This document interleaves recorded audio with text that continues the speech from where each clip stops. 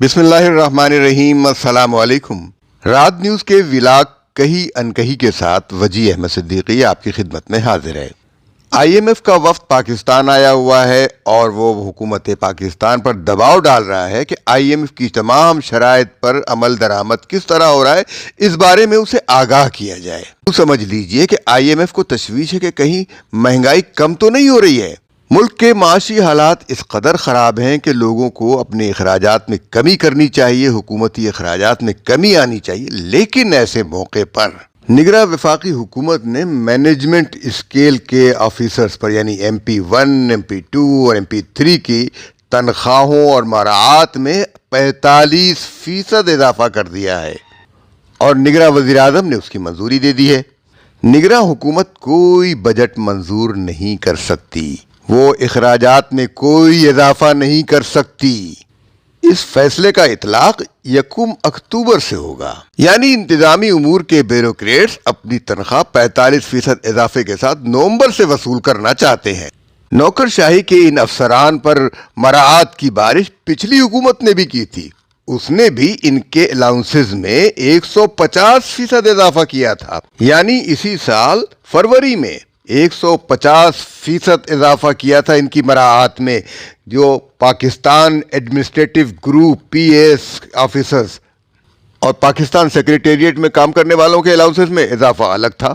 نگراں وزیر اعظم ابھی حال ہی میں ایف بی آر کے افسران کے الاؤنسز میں 140% اضافہ کر چکے ہیں۔ وہ ایف بی آر جو ڈائریکٹ ٹیکسز وصول کرنے کی اہلیت اور صلاحیت ہی نہیں رکھتا۔ مینجمنٹ پوزیشن 1 کے افسران کے ہاؤس رینٹ میں جو اضافہ کیا گیا ہے وہ بیسک سیلری کے مطابق ہے۔ ہاؤس رینٹ اور دیگر الاؤنسز کی مد میں پہلے ایم پی 1 کے افسران کو 6,99,350 روپے ماہانہ ملتے تھے، جسے بڑھا کر 10,13,920 روپے کر دیا گیا ہے۔ ایم پی 2 کا ہاؤس رینٹ الاؤنس جو پہلے 5,54,600 روپے تھا، اب بڑھا کر 8,04,180 روپے کر دیا گیا ہے، اور اسی طرح ایم پی 3 کا جو پہلے اماؤنٹ تھی 6,29,230 وہ 7,72,780 روپے کر دیا گیا ہے، اور یہ سب 1 اکتوبر سے ان کو مل جائے گا۔ اسپیشل اسکیل کا جو ہاؤس رینٹ تھا وہ 1,01,000 روپے سے بڑھا کر 1,46,450 روپے کر دیا گیا ہے، اور جو میکسیمم تھا 1,42,000 روپے سے بڑھا کر 2,05,900 روپے کر دیا گیا ہے۔ ان فاقہ زدہ غریب افسران کے یوٹیلیٹیز الاؤنس میں 19,650 روپے کی جگہ 28,500 روپے اضافہ کیا گیا، اور 24,300 کی جگہ 35,240 روپے اضافہ کیا گیا، یعنی کم سے کم اگر ان کو ملیں گے تو 28,500 اور زیادہ سے زیادہ اگر ان کو ملیں گے تو 35,240۔ افسران ٹی اے ڈی اے اور غیر ملکی ٹورز اور اس پر ٹی اے ڈی اے وہاں رہنے اور میڈیکل کی تمام سہولتوں سے فیض یاب ہوں گے۔ ڈیجیٹائزیشن آف ٹرانسپورٹ کی مد میں ایم پی 1 والے 95,910 روپے، ایم پی 2 والے 77,430 روپے، ایم پی 3 والے 65,060 روپے ماہانہ وصول کریں گے۔ بیوروکریسی میں گریڈ 20 اور اس سے اوپر کے ملازمین کی تنخواہوں میں 2021 کے اندر کئی گنا اضافہ کیا گیا تھا۔ گریڈ 20 کے ملازمین کی بنیادی تنخواہ میں 7 گنا اضافہ کیا گیا۔ پہلے وہ 1,06,60 روپے تھی، بعد میں وہ بڑھا کر 7,29,511 روپے کی گئی۔ اس کے ساتھ مراعات، الاؤنسز، کار، میڈیکل، مکان وغیرہ کے کرایوں میں اضافہ الگ تھا، کیونکہ مراعات میں اضافہ بنیادی تنخواہ کی شرح سے کیا جاتا ہے، اور گریڈ 21 کی تنخواہ 1,11,720 روپے سے بڑھا کر 9,89,594 روپے کر دی گئی تھی، اور یہ اضافہ 11 گنا تھا۔ اسی شرح سے دیگر مراعات میں اضافہ کیا گیا، اور اب مجموعی طور پر 45% اضافہ مراعات میں کیا گیا ہے۔ ملک کی معیشت زوال پذیر ہے، اور گریڈ 19، 20 اور اسپیشل گریڈ کے افسران فی کس کم از کم 50 لاکھ روپے ماہانہ حکومت پاکستان اور عوام کے ٹیکسوں سے وصول کر رہے ہیں۔ جس میں مفت پیٹرول بھی ہے، مکان کا کرایہ بھی ہے، مفت بجلی بھی ہے، مفت گیس بھی ہے، مفت کھانے پینے کا سامان بھی ہے، اور یہی افسران آئی ایم ایف کے سامنے سر جھکا دیتے ہیں۔ مینجمنٹ گروپ کے افسران ملک میں امن و امان نہ ہونے کے بھی ذمہ دار ہیں۔ امان کے قیام کے ذمہ دار ہیں تو امن و امان کے نہ ہونے کے بھی ذمہ دار یہی لوگ ہیں۔ 2022 میں شائع ہونے والی آئی ایم ایف کی ایک رپورٹ میں کہا گیا ہے کہ پاکستان کی بیوروکریسی نااہل ہے اور اس کی نااہلی کی وجہ سے ہی ملک میں تجارت کو نقصان پہنچ رہا ہے۔ یہ اسپیشل مینجمنٹ گروپ کی نااہلی ہی تو ہے کہ ملک کے اندر ہر جگہ غیر قانونی تارکین وطن پھیلے ہوئے ہیں، اور یہ بھی معلوم ہو رہا ہے کہ ان کو جعلی شناختی کارڈ بھی بنا کے دیے جا رہے ہیں۔ اس کے لیے نادرا کی وین جگہ جگہ موجود ہوتی ہے۔ اس قدر بھاری تنخواہیں وصول کرنے کے باوجود انہی افسران کے رشوت اور کرپشن کے اسکینڈل بھی سامنے آتے ہیں۔ انہی نااہلوں کی وجہ سے پاکستان کا معاشی hub Karachi mass transit programme سے محروم ہے۔ کراچی میں ایک جگہ سے دوسری جگہ سفر کرنا بہت مہنگا اور مشکل ہوتا جا رہا ہے، جبکہ تجارت اور کاروبار کے لیے سفر کی آسانیاں بہم پہنچانا بہت ضروری ہے، جو اس بیوروکریسی کے بس کی بات نہیں ہے۔ سوال یہ پیدا ہوتا ہے کہ ان افسران کو اتنی بھاری تنخواہیں اور اتنی مراعات کیوں دی جا رہی ہیں؟ کیا یہ بہت اہل لوگ ہیں؟ کیا یہ ان کی جگہ کوئی اور کام نہیں کر سکتا؟ ہرگز نہیں، یہ بالکل اہل لوگ نہیں ہیں، یہ سمپل گریجویٹ ہیں۔ ان سے زیادہ اہل لوگ معاشرے میں موجود ہیں، لیکن وہ اپنی صلاحیتوں کا اجر نہیں پاتے، ان کو ان کی محنت کا صحیح معاوضہ نہیں ملتا۔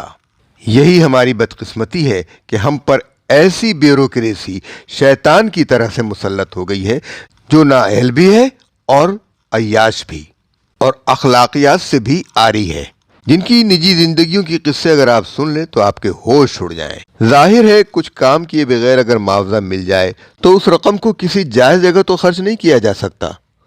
کابینہ میں زیادہ تر ٹیکنوکریٹس موجود ہیں، عوام مہنگائی سے چلا رہے ہیں اور یہ مفت کی روٹیاں توڑ رہے ہیں، عوام کے ٹیکسوں پر عیاشی کر رہے ہیں۔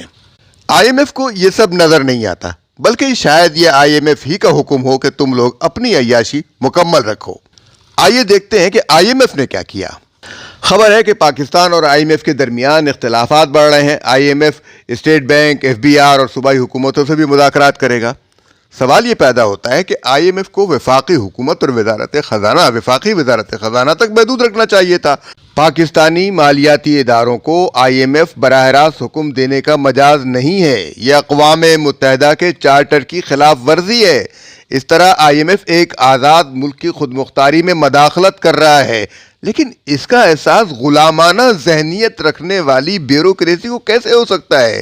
یہ اسی ذہنیت کا نتیجہ ہے۔ بجائے اس کے کہ آئی ایم ایف کو شٹ اپ کال دی جائے، پاکستانی حکام آئی ایم ایف کے وفد کو بیرونی فائنینسنگ کے معاملے میں اپنی پوزیشن واضح کریں گے، کیونکہ بیرونی فائنینسنگ کے مسئلے پر آئی ایم ایف اپنے خدشات کا اظہار کر چکا ہے، جبکہ پاکستان اور آئی ایم ایف کے درمیان کرنسی ایکسچینج کے معاملے پر بھی اختلافات موجود ہیں۔ آئی ایم ایف پاکستان کی اس خود مختاری پر بھی حملہ کر رہا ہے کہ پاکستان اگر کسی دوسرے ملک کے ساتھ کسی اور کرنسی میں تجارت کرتا ہے تو آئی ایم ایف کو اعتراض ہے۔ آئی ایم ایف چاہتا ہے کہ پاکستان صرف اور صرف ڈالر میں دوسرے ممالک کے ساتھ تجارت کرے تاکہ ہر سودے کے ساتھ امریکی معیشت کو فائدہ پہنچے، جو کہ زوال پذیر ہے۔ لیکن حقیقت یہ ہے کہ آئی ایم ایف پاکستانی وزارت خزانہ کے باپ کی حیثیت اختیار کر چکا ہے۔ اس نے برآمدات کنٹرول کرنے کے لیے دسمبر 2022 کے سرکولر میں ترمیم کروائی، اس کی منظوری دی، جبکہ توانائی کے شعبے کے گردشی قرضوں کو کم کرنے کے نام پر پاکستانی بیوروکریسی پارلیمنٹ کی منظوری کے بغیر بجلی اور گیس کی قیمتوں میں اضافہ کر چکی ہے۔ سوال یہ پیدا ہوتا ہے کہ آئی ایم ایف کیا پاکستان کا قانون ساز ادارہ ہے اور پاکستانی بیوروکریسی کیا اس کی تنخواہ دار ہے؟ جس طرح یہ بیوروکریسی پارلیمنٹ کی منظوری کے بغیر پیٹرول اور بجلی اور گیس کی قیمتوں میں اضافہ کرتی ہے، یہ سراسر ناجائز ہے اور غیر قانونی ہونے کے ساتھ ساتھ سنگین جرم بھی ہے۔ اس وقت پاکستان مکمل طور پر آئی ایم ایف کے شکنجے میں ہے۔ پاکستان کے غیر ملکی زر مبادلہ کے ذخائر بھی آئی ایم ایف کے مطالبے کے مطابق ہیں۔ پاکستان کا کرنٹ اکاؤنٹ کا خسارہ بھی آئی ایم ایف کی شرائط کے مطابق ہے۔ سابق گورنر اسٹیٹ بینک جو وزیر خزانہ ہے، وہ آئی ایم ایف کی شرائط پر من نوعاً عمل کرنے کے لیے تیار ہیں، جبکہ وہ صرف نگراں وزیر خزانہ ہیں، ان کے اختیارات محدود ہیں۔ وہ کس طرح پاکستان کے مستقبل کا فیصلہ کر رہی ہیں؟ شہباز شریف کی حکومت نے نگراں حکومت کو جو اختیارات دیے ہیں وہ آئین قانون کے خلاف ہیں۔ نگراں حکومت کو ایسے اختیارات نہیں دیے جا سکتے جو منتخب حکومت کے اختیارات ہیں۔ نگراں حکومت کے لوگ کسی کو جواب دہ نہیں ہیں۔ ان لوگوں نے تو قرآن حکیم پر بھی حلف نہیں اٹھایا ہے۔ ویسے حکومت کے لیے قرآن حکیم پر حلف اٹھانا لازم قرار دیا جائے کہ تمام لوگ جو حکومت میں شامل ہوں وہ اپنے مسلک اور مذہب کے مطابق اپنی مقدس کتاب پر حلف اٹھائیں۔ ستمبر کے آخر میں نگراں وفاقی وزیر خزانہ ڈاکٹر شمشاد اختر نے حکومتی کنٹرول میں چلنے والے ایسے 20 اداروں کی فہرست پیش کی جن میں سے 10 ادارے منافع بخش ہیں جبکہ 10 بڑے خسارے کا شکار ہیں۔ تو یہ ادارے انہی لوگوں کی نگرانی میں چل رہے ہیں جو سرکاری ملازم ہیں، جو اسپیشل گریڈ کے ہیں، جو بیوروکریسی سے تعلق رکھتے ہیں، جن کی تنخواہوں میں آپ نے 45% اضافہ کیا ہے۔ یہی بیوروکریٹس ہیں جو پاکستان ریلوے میں، نیشنل ہائی وے اتھارٹی میں، پاکستان انٹرنیشنل ایئر لائنز میں، یعنی PIA، پاکستان اسٹیل مل میں اور بجلی بنانے والی کمپنیوں میں موجود ہیں۔ یہ اتنے نااہل ہیں کہ ان اداروں کو یہ چلا ہی نہیں سکتے۔ اس کی وجہ یہ ہے کہ بیوروکریسی میں محض گریجویٹ ہونا کافی ہوتا ہے۔ ہم ایک ایسے ڈپٹی آڈیٹر جنرل سے واقف ہیں جس نے کبھی آڈٹ کی کتاب کو اٹھا کر پڑھا بھی نہیں تھا، جیالوجی میں MSc کیا اور بیوروکریسی میں داخل ہو گئے اور ہیرا پھیری کرتے ہوئے اس عہدے تک جا پہنچے۔ اس پر زوم یہ کہ ہمیں سب کچھ آتا ہے۔ وہ موصوف PIA کے بھی فائنینشیل ایڈوائزر رہے اور PIA سے اضافی تنخواہ الگ وصول کرتے رہے۔ البتہ جو ادارے پروفیشنلز کے زیر اہتمام چل رہے ہیں جیسے آئل اینڈ گیس اور بینکاری جیسے شعبے، وہ سالانہ کئی سو ارب روپے کا منافع کماتے ہیں۔ یعنی جس جگہ اہل افراد موجود ہیں وہ کام کر رہے ہیں۔ ملک کے معاشی حالات دیکھتے ہوئے تمام افسران کی تنخواہ 5 لاکھ تک محدود کر دی جائے اور انہیں پابند کیا جائے کہ وہ اپنی گاڑی میں پیٹرول خود ڈالیں، اپنا بجلی کا بل خود ادا کریں اور اپنے مکان کا کرایہ خود دیں اور اپنے گھر کا سامان خورد و نوش خود خرید کر لائیں اور غیر ضروری سفر سے گریز کریں۔ آج کی دنیا انٹرنیٹ کے ذریعے سب جگہ سے جڑی ہوئی ہے، لہذا جتنی میٹنگز ہیں وہ آن لائن کر لیں تو بہتر ہے۔ اگر یہ لوگ ایسا نہیں کر سکتے تو اس کے لیے پھر ایک انقلاب کی ضرورت ہے، اور انقلاب جو ہے وہ کسی کو معاف نہیں کرتا۔ کسی شاعر نے کہا تھا، گھر کی دیوار پہ کوے نہیں اچھے لگتے، فلسی میں یہ تماشے نہیں اچھے لگتے۔ عوام کے ٹیکسوں پر پلنے والے یہ افسران کچھ تو رحم کریں اور ہمارے سیاستدان ان کو اپنے مقاصد کے لیے استعمال کرنا بند کر دیں۔ سبھی لوگ برے نہیں ہوتے۔